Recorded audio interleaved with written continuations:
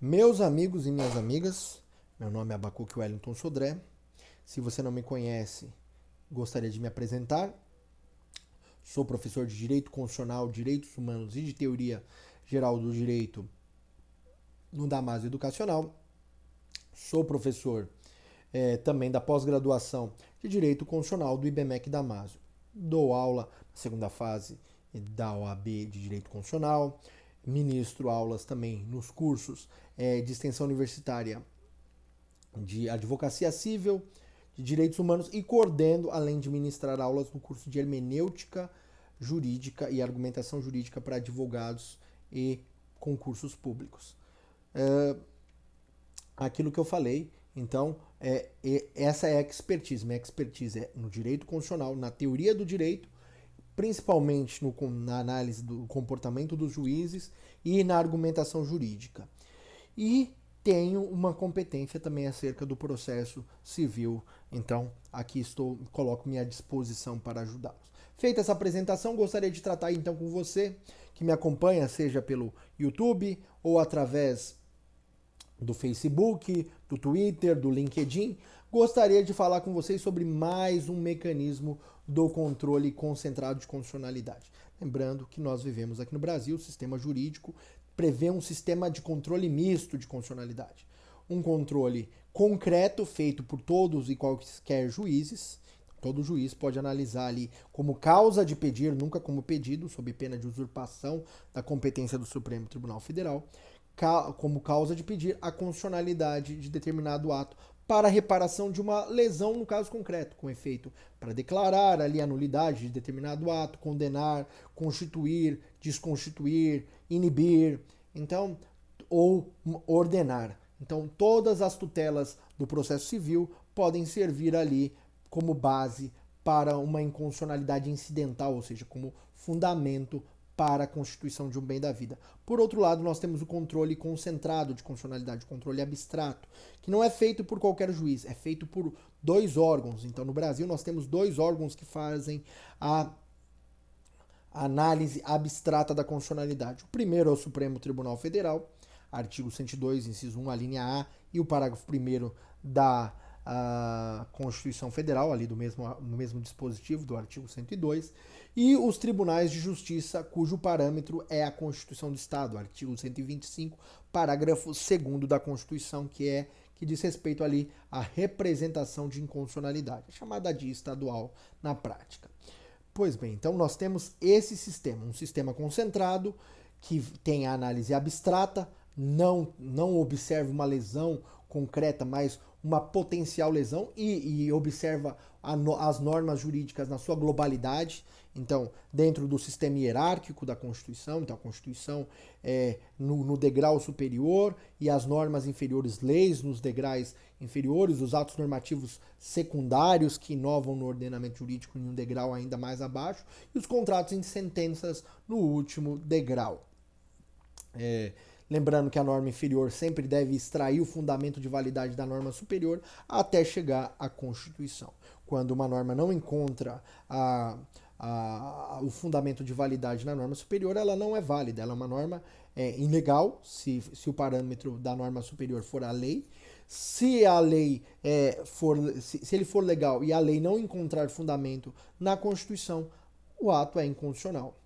Então, esse é o padrão de construção da análise da constitucionalidade, que é feita tanto nos casos concretos quanto de forma abstrata. Nós já falamos aqui com vocês que dentro do controle concentrado existem vários mecanismos, principalmente 4 mecanismos que são os principais: ação direta de inconstitucionalidade, ação declaratória de constitucionalidade, ação direta de inconstitucionalidade por omissão e arguição de descumprimento de preceito fundamental. Esse aqui é um bloco principal.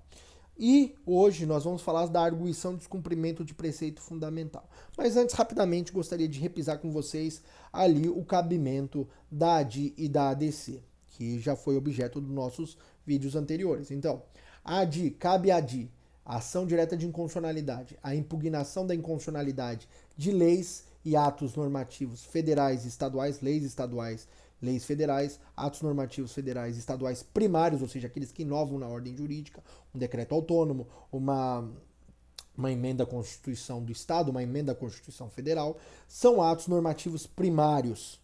Então, esses são objetos da dívida, desde que sejam posteriores à Constituição Federal. Então, depois da Constituição Federal, as leis e atos normativos federais e estaduais e os atos normativos primários estaduais e federais são objetos da ação direta de inconstitucionalidade.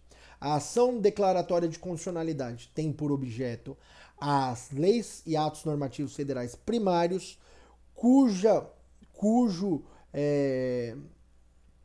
análise, então, cujo o objeto está sendo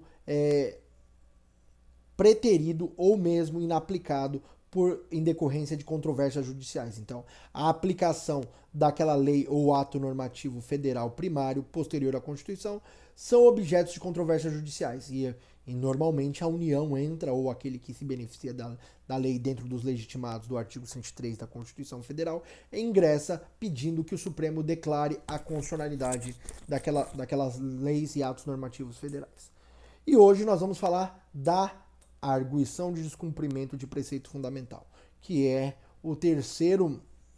a terceira ação do controle para coibir o quê? A ação. Nós temos o quarto, que a quarta reprime a omissão inconstitucional, mas dentro do âmbito da ação existem 3 abstratos e uma concreta, que é a representação interventiva. Nós vamos falar de todos eles e vamos passar por vídeos, vamos gravar vídeos acerca de todos esses temas. Hoje o tema é a arguição de descumprimento de preceito fundamental. Então nós já vimos. E um ponto de partida que eu quero dizer para vocês. Em regra, onde couber ação direta de inconstitucionalidade, não cabe a arguição de descumprimento de preceito fundamental. Ok? Então, grave esse item.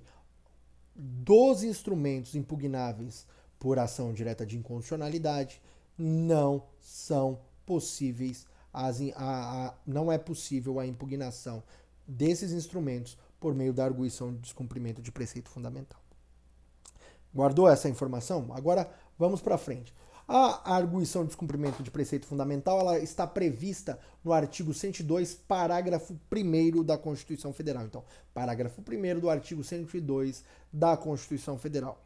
O que diz lá o artigo 102? Que compete, então, lá ao Supremo Tribunal Federal julgar o que? Processar e julgar o que? A arguição de descumprimento de preceito fundamental, no parágrafo 1º.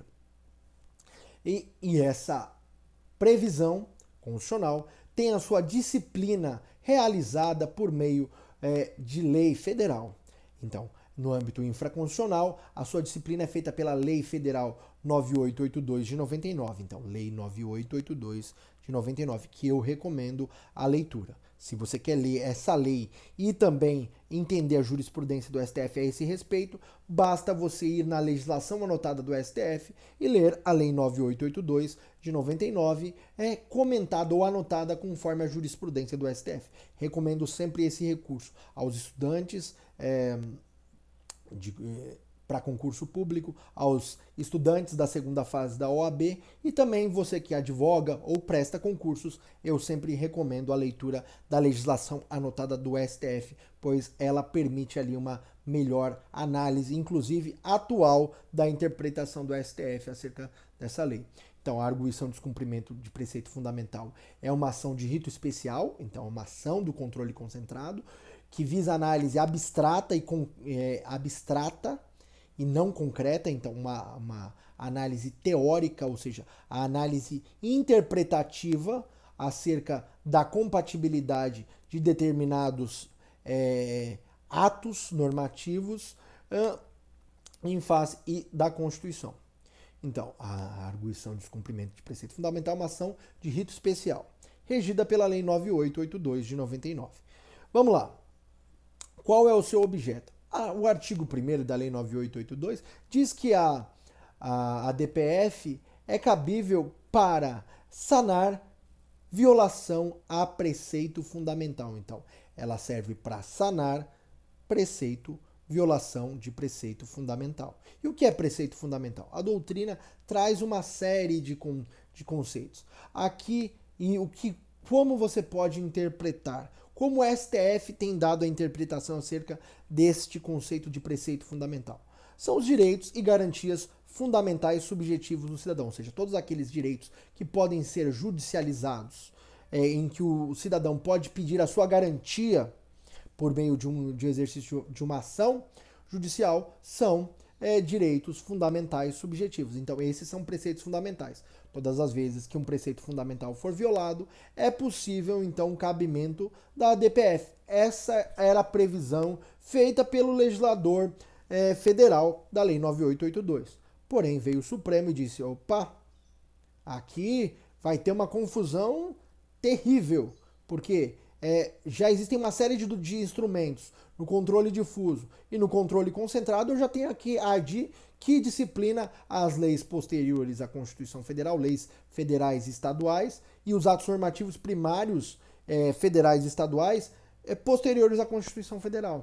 Então, veio o Supremo Tribunal Federal e suspendeu a eficácia do artigo 1º por meio da medida cautelar na ADI 2231, então, a ADI 2231,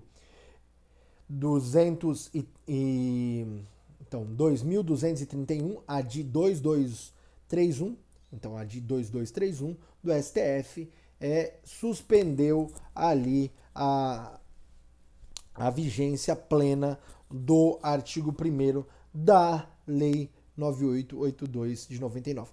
Então o STF fixou, restringiu o cabimento da ADPF a algumas situações. Então, no parágrafo único, inciso 1º, diz que é cabível a ADPF para os atos normativos anteriores à Constituição ou aqueles atos normativos secundários posteriores à Constituição, então, resolução, portaria, decreto regulamentar e leis municipais. Então, a hipótese de cabimento da ADPF diz respeito, então, a leis anteriores ou atos normativos anteriores à Constituição de 88 e também os atos normativos secundários, aqueles que não inovam na ordem jurídica, que tem caráter meramente regulamentar, portaria, resolução, instrução normativa e leis municipais.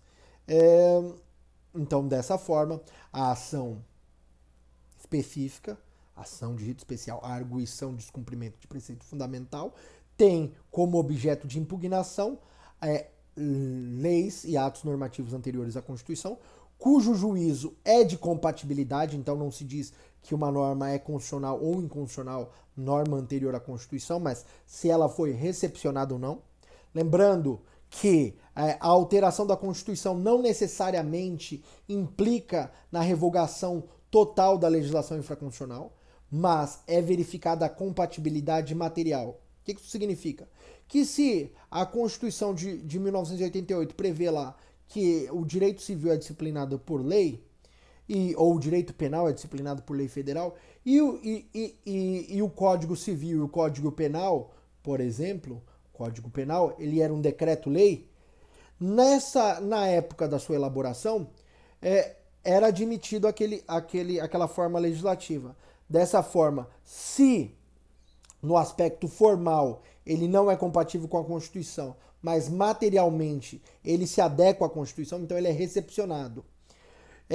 Caso ele não se adeque, ele não é recepcionado. Então, a adequação é meramente de conteúdo. Essa é a avaliação. Então, com relação às leis e atos normativos anteriores à Constituição, é feito um juízo de recepção. O âmbito da validade, então, é da compatibilidade material.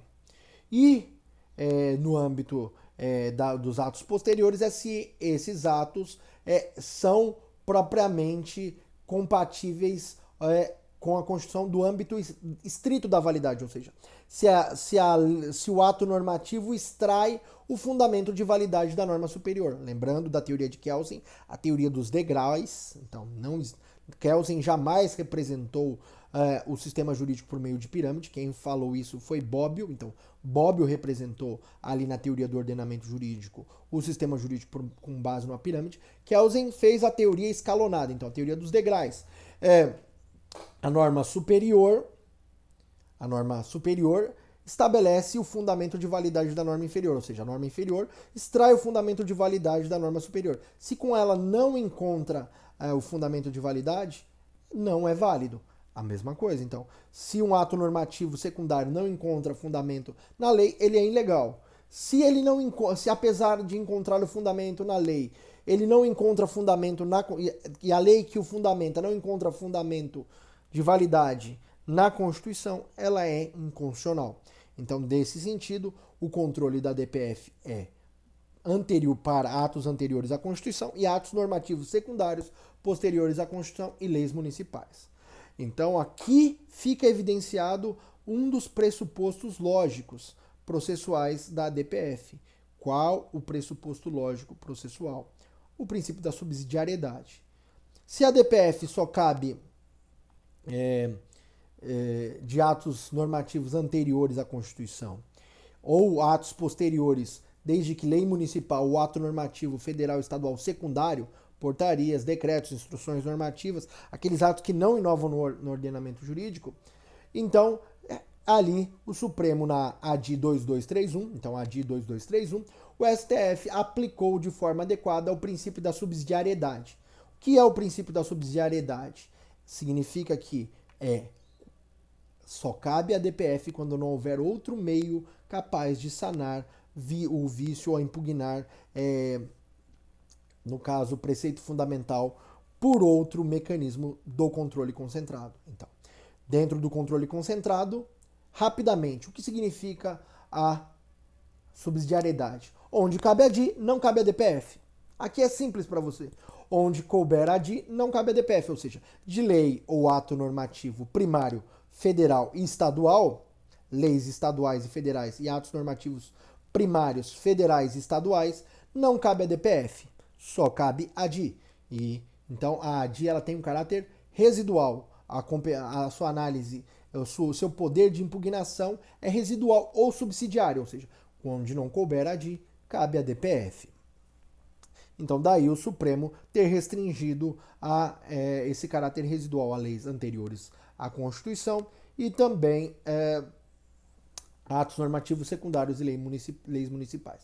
Todas as vezes que se for fazer uma ADI, ou no caso, uma ADI, vai se impugnar apenas leis federais e estaduais posteriores à Constituição e atos normativos federais ou estaduais primários posteriores à Constituição. Os anteriores são objetos da DPF, assim como os atos normativos secundários e também as leis municipais. Como a DPF é uma ação de rito especial, ela tem pressupostos lógicos processuais. E um desses pressupostos lógicos processuais é o princípio da subsidiariedade. Aqui, a legislação chamou de princípio de subsidiariedade, mas é a regra da subsidiariedade, ou seja, porque ela impõe esse dever. É definitivo, é a regra da subsidiariedade. O que significa subsidiariedade? Que não pode ser proposta a DPF quando couber outro meio capaz de sanar a lesão a preceito fundamental dentro do controle concentrado. No caso, quando couber a DI, não cabe a DPF. E esse deve ser um dos requisitos para a propositura da DI, inclusive um tópico da petição. Então, dentro da petição, vai ser preciso ali apresentar o princípio da subsidiariedade. Artigo 4º, parágrafo 1º da Lei 9882 de 99. E quem são os legitimados? Quem pode propor a DI? Aqui eu queria falar um pouco. O artigo 103 da Constituição estabelece ali os legitimados para a propositura da ação declaratória de constitucionalidade e ação direta de inconstitucionalidade. E o artigo 2º, inciso 1º da lei da DPF, a Lei 9882 de 99, fixa que os mesmos legitimados para a propositura da ADI e da ADC se podem propor a DPF. Então, todos aqueles previstos, presidente da República, procurador-geral da República, mesa do Senado Federal, mesa da Câmara dos Deputados, partido com representação no Congresso Nacional, Conselho Federal da Ordem dos Advogados do Brasil, governador dos estados, mesa da Assembleia Legislativa e da Câmara Legislativa do Distrito Federal, confederação sindical e entidade de classe de âmbito nacional. São os legitimados ali para propor a ADC, a ADI e a DPF. Então, eles são legitimados. Artigo 2º, inciso 1º da Lei 9882 de 99 e o artigo 103 da Constituição Federal. A Constituição, então, ela estabelece esses legitimados. Porém, a jurisprudência do Supremo estabeleceu uma distinção entre esses legitimados. Ela estabeleceu que de um lado existem os legitimados universais e de outro os legitimados especiais. Quem são os legitimados universais? São aqueles que não precisam demonstrar qualquer interesse de agir, ou seja, nenhum vínculo institucional, porque eles defendem o quê? A globalidade, a eficácia global do ordenamento jurídico, tem interesse na discussão integral das regras do ordenamento jurídico. Quem são esses legitimados universais? Que não precisam demonstrar interesse de agir, não precisam demonstrar pertinência temática. Presidente da República, Procurador-Geral da República, mesa do Congresso Nacional, mesa ali do Senado Federal, mesa da Câmara dos Deputados, partido com representação no Congresso Nacional e o Conselho Federal da Ordem dos Advogados do Brasil. E quem são os legitimados especiais? Os legitimados especiais são aqueles que precisam demonstrar um vínculo institucional, ou seja, que vão ter um prejuízo ou um benefício em decorrência do ato impugnado. Então, da lei, do ato normativo impugnado, vão ter um benefício. Quem são esses? Ou um prejuízo. Quem são esses? São os legitimados especiais. Eles precisam demonstrar esse interesse de agir, esse liame, essa ligação institucional, ou seja, finalidade institucional e o objeto do ato impugnado. Dessa forma, essa ligação, esse liame, esse interesse de agir, se denomina pertinência temática. E quem deve demonstrar pertinência temática? Os governadores dos estados, a mesa da Assembleia Legislativa, a mesa da Câmara Legislativa do Distrito Federal, confederação sindical ou entidade de classe de âmbito nacional. Esses precisam demonstrar pertinência temática. Então, esses são os legitimados para a propositura da ADPF. O artigo 2º, inciso 2º, previa a possibilidade, ali no texto original da Lei 9882, de 99, a possibilidade de qualquer pessoa propor a DPF. Porém, o presidente Fernando Henrique vetou, do ponto de vista jurídico, o inciso 2º. Por quê? Porque haveria ali uma confusão. Fosse uma mistura entre controle concentrado e controle difuso. Lembrando que a DPF sujeita ao princípio, à regra da subsidiariedade, que se costuma chamar impropriamente de princípio da subsidiariedade, ali seria praticamente incabível, porque existem outros mecanismos cabíveis. Então, qualquer pessoa não poderia propor a DPF, sim, apenas os legitimados do artigo 103. Normalmente, uma DPF seria cabível ser proposta por qualquer pessoa no âmbito, por exemplo, de um sistema que é puramente concentrado, não um sistema misto, em que os tribunais não podem analisar a questão da constitucionalidade, os juízes não analisam, então a parte pode chamar esse processo, chamando o Tribunal Constitucional, para analisar a questão da violação de um preceito fundamental. O que não é o caso. No Brasil nós temos um sistema misto, então o controle é feito por juízes e por tribunais, no âmbito do controle difuso, ali incidental, e o controle concentrado é feito pelo Supremo Tribunal Federal e pelos Tribunais de Justiça, dependendo do padrão. Tribunal de Justiça, Constituição do Estado, Constituição Federal, Supremo Tribunal Federal. Então, os únicos legitimados para propor a DPF são aqueles do artigo 103 da Constituição Federal. E para fazer a petição da DPF, como eu faço? Se eu for advogado e for chamado a fazer uma DPF para um dos legitimados do artigo 103 da Constituição Federal, o que eu preciso fazer? Primeira coisa, você vai parar esse vídeo e vai abrir o seu artigo 319 do CPC. No artigo 319 do CPC, você vai ler ali os requisitos da inicial. Leu? Agora você abre a sua Lei 9882, então, Lei 9882 de 99, Lei 9882 de 99, a lei que regulamenta ou disciplina no âmbito infraconstitucional a ADPF, e artigo 3º da Lei 9882 de 99.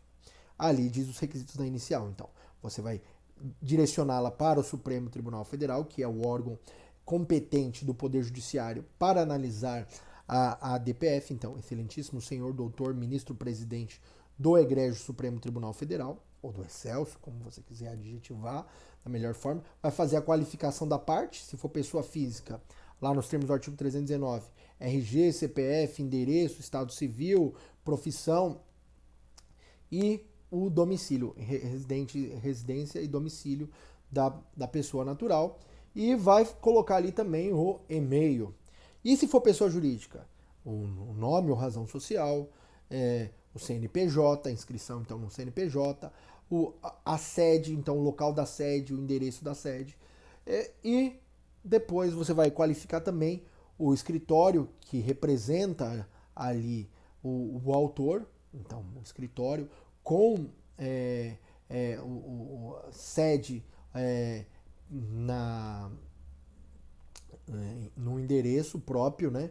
Com endereço profissional, então seja da pessoa natural, advogado pessoa natural, ou da pessoa jurídica que representa ali o autor, e informar isso nos termos do artigo 77, parágrafo 5º do CPC. Então, na primeira oportunidade, deve declinar ali o endereço onde vai receber as intimações.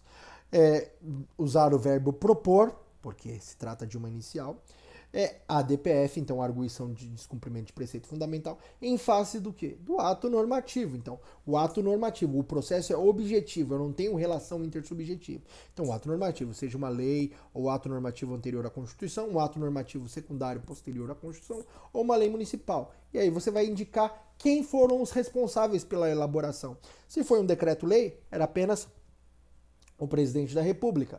Se foi uma lei, então o Congresso Nacional e o presidente da República. Lembrando que o processo legislativo, a partir de 88, ele é responsabilidade do Congresso Nacional, a elaboração, e o veto e a sanção, veto, sanção e promulgação do chefe do Executivo, do presidente da República. Então, eles participariam ali desse ato normativo impugnado para defendê-lo ou não, caso desejem.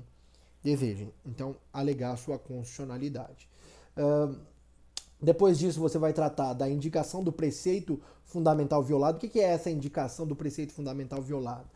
Diz respeito aos fatos. Então, vai contar a história, vai falar sobre o que foi violado, como foi violado, vai indicar o ato questionado. Então, vai dizer qual é o ato questionado, se é a lei, se é um ato normativo, qual é a sua origem.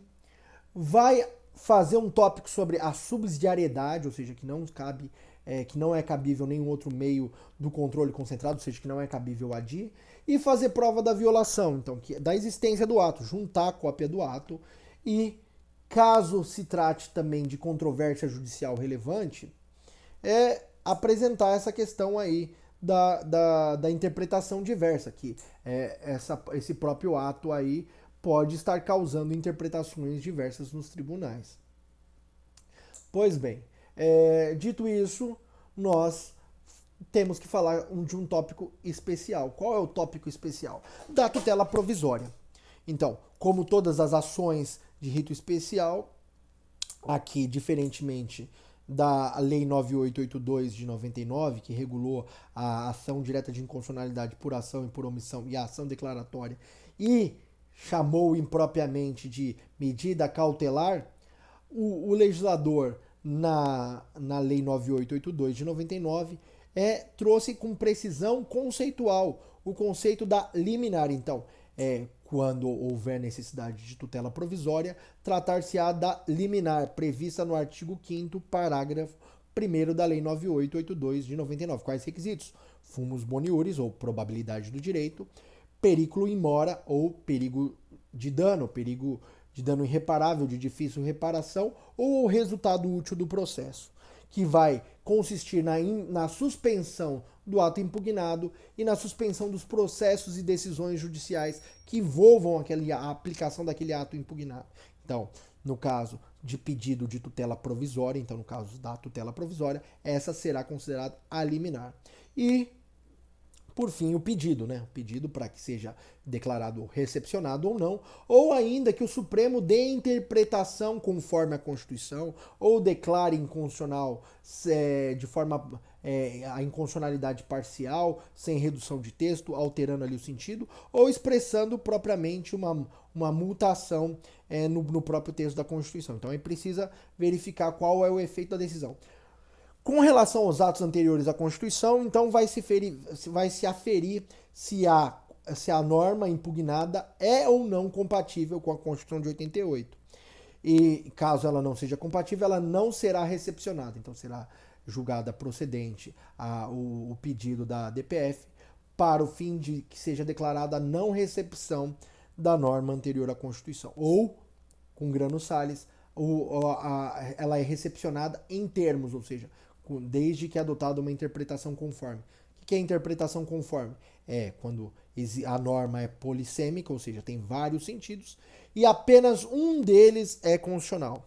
Então, apenas um dessas interpretações é constitucional. Nesse caso, é a interpretação conforme a Constituição. O que se difere, por exemplo, da outra técnica decisória, que é a declaração de inconstitucionalidade parcial sem redução de texto. A inconstitucionalidade parcial sem redução de texto é quando o Supremo diz que a norma também é polissêmica e existem várias interpretações possíveis. Porém, uma dessas interpretações é inconstitucional.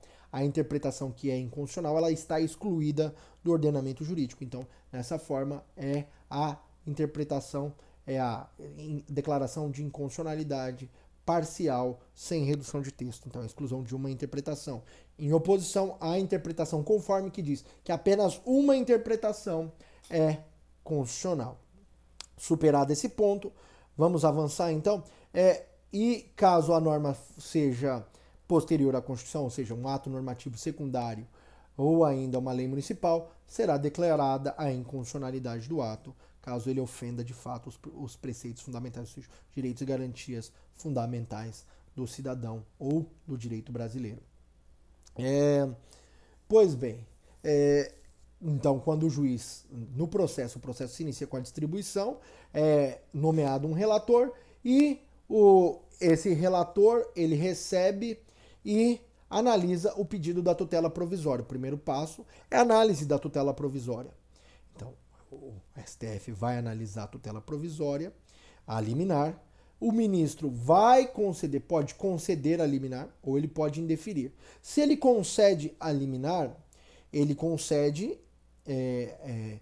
e pede que essa medida seja referendada pelo plenário. Lembrando que a análise da medida cautelar, da medida liminar, assim como a cautelar na ADI, na DPF, e na ADI, na ADC e na ADPO, ou seja, na ação direta de inconstitucionalidade por ação, por omissão, e na ação declaratória, as tutelas provisórias são sempre decididas por maioria absoluta dos membros. Então, para que seja concedida a tutela provisória liminar na DPF, é preciso maioria absoluta dos membros do Supremo Tribunal Federal, ou seja, 6 ministros precisam votar favoráveis. Lembrando que maioria absoluta é o primeiro número inteiro superior à metade. Então, como nós temos 11 ministros, o primeiro número inteiro seriam 6. Então, 6 ministros precisam votar favorável para que a tutela provisória liminar seja concedida. Pois bem, em regra, a tutela provisória não é concedida inaudita altera pars, salvo se for um caso flagrante que se evidencia ali o que tem que ser obstaculizado de forma imediata. Caso contrário, primeiro, antes de conceder a tutela liminar, então, o Supremo ele chama para que se manifestem acerca da liminar da DPF o Procurador-Geral da República, lembrando que ali o Procurador-Geral da República atua nos processos perante o Supremo Tribunal Federal, artigo 103, parágrafo 1º da Constituição Federal, e o artigo 5º, parágrafo 2º da Lei 9882 de 99, e de igual modo também o Advogado-Geral da União, para que ele possa se manifestar caso seja uma lei referente à União. Lembrando que pode ser lei municipal ou mesmo ato normativo secundário estadual. Então, o advogado-geral da União, quando houver interesse da União, vai se manifestar nos termos do artigo 103, parágrafo 3º da Constituição Federal e o parágrafo 2º do artigo 5º da Lei 9882 de 99. Além disso, no mesmo prazo, nesses 5 dias, vão se manifestar os responsáveis pela elaboração do ato. Então, se foi o Congresso Nacional e o Presidente da República, se foi o Presidente da República, apenas o Presidente da República, ali vão se manifestar acerca da não concessão. É óbvio, a parte que elaborou o ato vai defender o ato, então vai defender a não concessão da medida liminar. O Procurador-Geral da República vai analisar como guardião do sistema jurídico, então ele vai analisar a questão e vai dar o seu parecer. Superada, então, concedida a tutela liminar, concedida a liminar, então vai suspender o ato impugnado, a vigência do ato impugnado e os processos que tramitam, que tenham por objeto aquele ato impugnado, e vai se abrir prazo, primeiro, para que a parte que elaborou o ato se manifeste em 10 dias, nos termos do artigo 6º da Lei 9882 de 99, então prazo de 10 dias para manifestação acerca do mérito. Então, como já tem 5 dias, se manifestou sobre a liminar, agora vai se manifestar sobre o mérito no prazo de 10 dias. Superado esse prazo, então, o Procurador-Geral da República também será chamado a se manifestar novamente, nos termos do artigo 7º, parágrafo único da Lei 9882 de 99. Então, ele terá ali o prazo para se manifestar e apresentar parecer nos termos do artigo 7º, parágrafo único da Lei 9882 de 99, ou seja, mais 10 dias para se manifestar. A decisão que julga a ADPF, ela tem em regra efeito vinculante e eficácia erga omnes, então ela é contra todas as pessoas, contra todas as pessoas naturais, jurídicas, vincula todos os sujeitos do ordenamento jurídico, e efeito vinculante, ou seja, ela vincula na sua decisão, primeiro, os poderes do Estado, poder executivo na sua atividade típica de administrar e na sua atividade atípica de julgar, vincula o poder judiciário na sua função típica de julgar e também na sua função atípica de administrar, e não vincula o poder legislativo na função típica de legislar e do executivo na sua função típica de legislar por meio de medidas provisórias nos termos do artigo 62 da Constituição Federal. Então vincula a administração pública e os órgãos do poder judiciário, além das pessoas naturais que podem exigir ali o cumprimento, pessoas naturais e jurídicas, exigir o cumprimento da decisão. Então, em regra, eficácia erga omnes e efeitos vinculantes, artigo 10 do parágrafo 3º da Lei 9882 de 99. Lembrando que nessa decisão o STF vai fixar, então, as condições, modo e interpretação da aplicação do preceito fundamental. Então, aquele ato impugnado vai ter ali uma interpretação, se não for não recepcionado, então, ou a lei vai ser recepcionada, não vai ser recepcionada. Se for recepcionada, vai ser recepcionada principalmente a partir de uma interpretação conforme a Constituição que vai ser referendada. A regra geral da inconstitucionalidade ou da incompatibilidade, ela é ex tunc, ou seja, efeitos retroativos. Retroativos ao quê? Se a norma for anterior à Constituição, a entrada em vigor da Constituição Federal. Então, esse é o momento. A regra. Porém, o STF, por uma questão de segurança jurídica e interesse social, pode modular os efeitos, seja, vai aplicar não a sanção de nulidade, ou seja, de não recepção ou de inconstitucionalidade, então dos vícios, ou da não recepção ou vício da inconstitucionalidade, vai não aplicar a sanção de nulidade que remeteria o ato a ser considerado não recepcionado ou inconstitucional desde a sua edição, aqueles atos posteriores à Constituição e os atos anteriores à vigência da nova Constituição, eles podem ser modulados esses efeitos para que seja adotada a tese da anulabilidade, ou seja, a não recepção seja por um momento posterior à Constituição, então ali houve uma não recepção posterior, então o STF fixa ali o período do momento em que, a partir de quando, então pode ser a partir da decisão ou um período posterior, então a STF fixa ali um prazo da não recepção, e de igual modo em relação à constitucionalidade, à inconstitucionalidade. Então até ele fixa que tal norma ela é inconstitucional a partir da decisão. Então pode, e aí aplica os efeitos ex nunc, ou seja, prospectivos, futuros. E aí, para que haja, então, a substituição da regra, que é a regra de efeitos vinculantes ex tunc e eficácia erga omnes, para ser a eficácia erga omnes, efeito vinculante ex nunc, cujo termo inicial vai ser designado pelo STF, ou seja, mudando da tese da nulidade para a tese da anulabilidade, é preciso que o STF faça o quê? A modulação dos efeitos da decisão. E quando é cabível a modulação dos efeitos da decisão? Quando a decisão for tomada acerca da modulação dos efeitos por 2/3 dos ministros. Qual é o número de ministros? Então, se temos 11 ministros no STF, 2/3 representam 8 ministros. Então, 8 ministros, 8 dos 11 ministros precisam votar a favor da modulação dos efeitos para que seja alterada, então, a tese da anulabilidade, da nulidade para a anulabilidade. Ok? Então, a regra é nulidade, efeito retrospectivo, ex tunc. Aí, a possibilidade de modulação por meio de decisão de 2/3 dos ministros nos termos do artigo 11 da Lei 9882 de 99, por meio da decisão de 8 ministros, decisão favorável, se altera então para a tese da anulabilidade e os efeitos prospectivos ex nunc. Ok? O que é importante também destacar da DPF aqui para vocês? Que para ocorra o julgamento, seja do plenário em relação à medida cautelar, à medida liminar no caso, ou do julgamento final, do mérito, é preciso que estejam presentes 8 ministros. Então, quórum de instalação, 8 ministros, artigo 8º da Lei 9882 de 99. Então, quórum de instalação então, 2/3 dos ministros, 8 ministros presentes, Lei 9882 de 99. E para decisão, por óbvio, o artigo 10 é maioria absoluta. Então, 6 ministros precisam votar favoravelmente à não recepção ou à inconstitucionalidade do ato impugnado.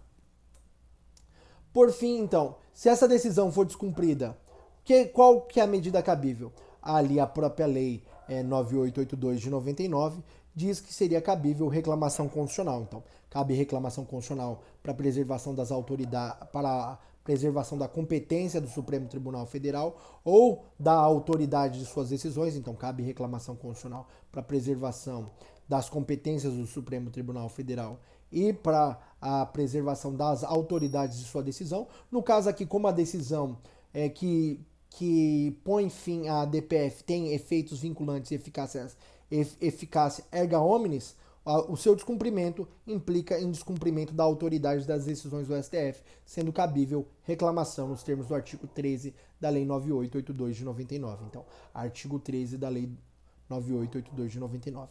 A decisão da DPF é tão importante que o Supremo já sedimentou o entendimento que não é cabível ação rescisória a esse respeito. Não contente com esse entendimento do STF, a própria legislação diz que a decisão da arguição de descumprimento de preceito fundamental não será objeto de recurso e também de ação rescisória, artigo 12 da Lei 9882 de 99. Lembrando então que a DPF é uma ação do controle concentrado de constitucionalidade, cujo objeto então consiste na impugnação de leis e atos normativos anteriores à Constituição, leis e atos normativos posteriores à Constituição secundários no âmbito federal e estadual, então instrução normativa, portaria, resoluções e decretos regulamentares, não decretos autônomos, e leis municipais. Cabe liminar e a decisão tem eficácia erga omnes e efeitos vinculantes. Em regra, efeitos retrospectivos. Então, os atos anteriores à Constituição podem ser não recepcionados e os posteriores declarados inconstitucionais.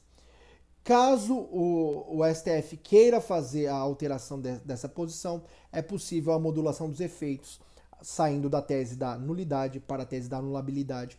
Então, quando o STF fixa os efeitos prospectivos ou ex nunc nos termos, então, do artigo 11 da Lei 9882 de 99. Meus amigos, minhas amigas, essas eram as dicas e as lições que eu tinha para trazer para vocês a respeito da arguição de descumprimento de preceito fundamental. Espero que apreciem, estou à disposição. Caso queiram fazer algum comentário, eu estou aqui para respondê-lo. Caso você tenha gostado desse vídeo, deixe o seu joinha, inscreva-se no canal para que você possa receber então os próximos vídeos e ative o sininho. Então, ficamos aí à disposição de vocês. Um forte abraço.